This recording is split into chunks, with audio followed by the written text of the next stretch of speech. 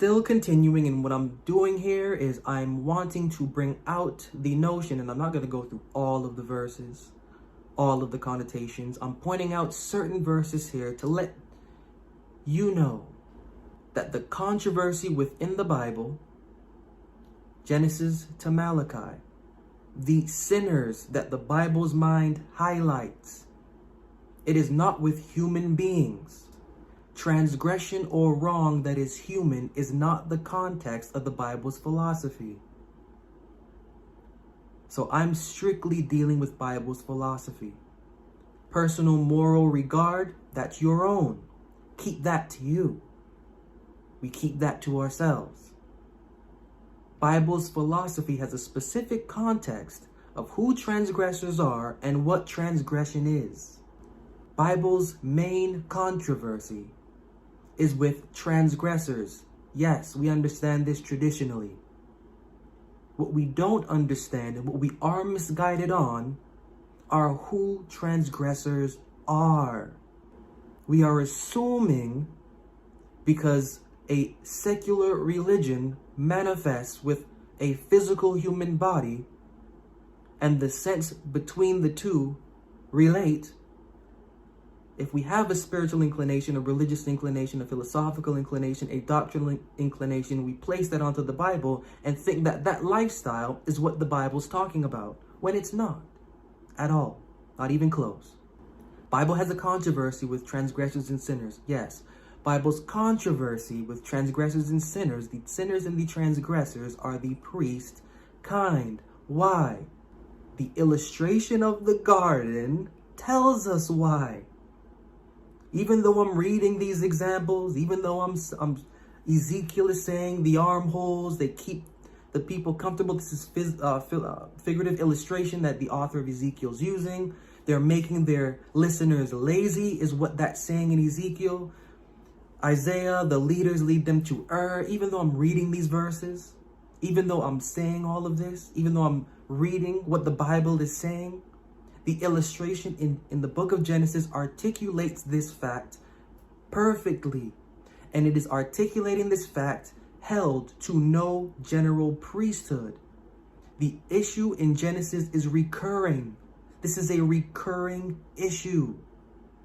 You may hear Israel in the books there. You may hear Jerusalem in the books there. There is no Israel, there is no Jerusalem mentioned in that garden scene, because the Israel and the Jerusalem there is repeating and is recurring. This is a recurring issue. What happens after the book of Genesis in these scenes are reiterating the repeating issue found in Genesis 1, 2, and 3 philosophically. The issue is with priest kind. To Bible's mind, priest kind is sinner. And I'm keeping this only within Bible mind. Bible mind. So turning to Jeremiah 5:29-31. Jeremiah 5:29-31 reads, "Shall I not visit thee for these things? Saith the Lord, shall not my soul be avenged on such a nation as this? A wonderful and horrible thing is committed in the land.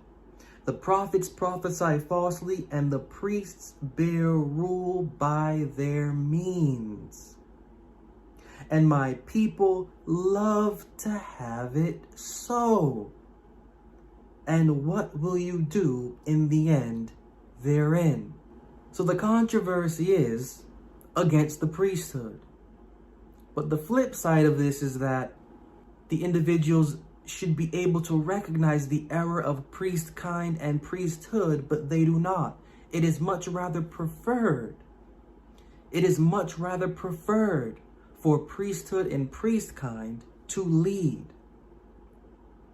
They love to have it so. This is not speaking about one individual congregation in one particular age. This is present tense language. I'm bringing all of this out because the issue in the garden scene has to do with the definition and how the Bible defines salvation.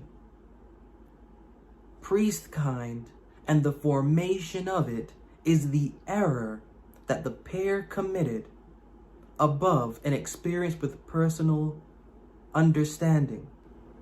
The issue, therefore, is with the construction and the congregation and the host of what is priest kind, for what is to aggravate and stimulate to their benefit lust of the flesh, lust of the eyes, and the pride of life. To the Bible's mind and to the author writing that illustration in Genesis, they're letting their reader know your salvation will come to you when you can do the opposite